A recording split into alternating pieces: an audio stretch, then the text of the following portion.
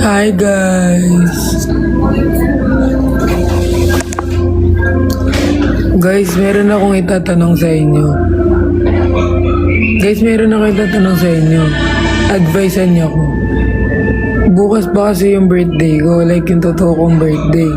Mag-post pa ba ako or wag na? Kasi napaaga yung bati nila sa akin eh.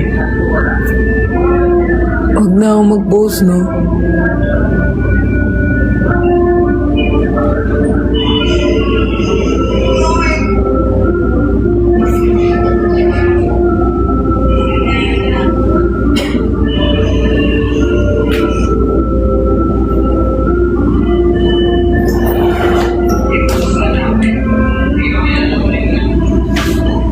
Kasi iniisip ko kung magpo-post pa ako, ibinati na nila ako eh. Or wag na lang.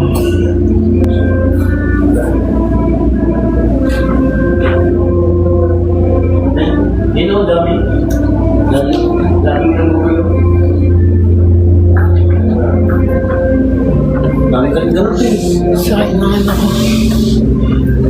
Ito yung sakit ng ilong. Mag-rest muna ako, te. Anong pakiramdam mo? Sam, Kalat na din. gano'n. Normal lang yan. Nasapak ka pa eh. Kasi Guys, nasa ano kami, nasa clinic kami. Nandito kami sa clinic. Kay Doc. Kasi nagpaano ako yung sa nose. Ngayon guys, nasapak kasi yung ilong ko. Like sa back. Ngayon, punta kami dito sa hospital. Hospital ba to? Clinic.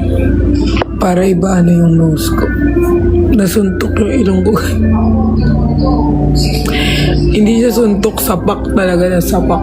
Pero nagantihan ko naman, sinapak ko din yung sumapak sa akin. Pero lugi ako guys eh, kasi yung nose ko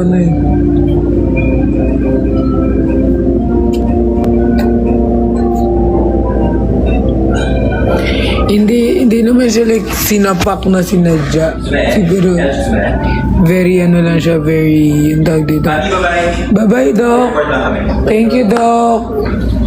that's happy birthday. Thank you, Doc. Thank you po. Just stay sa taas ng lahat para Bye-bye, te.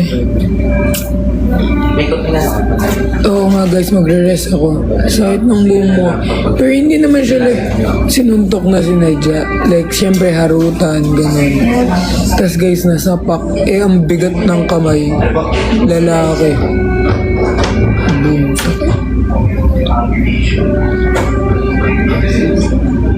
Pero hindi sinapak yung sapakan. Pero yung pagsapak ko sa kanya, ako sumapak. Totoong sapak.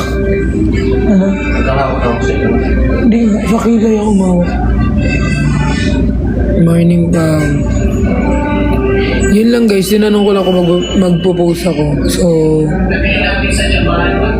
guys, sobrang careful ko. Careless lang talaga yung nakaano sa akin.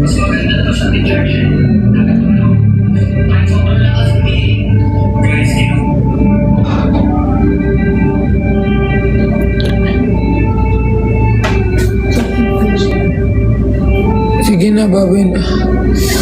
Te, feel ko lalagnatin ako, te. Ano po? Sige na guys, babay na. Bibigay ko buong January sa'yo. Okay, akin buong January ha. Babay. 别留我也在风里摇晃。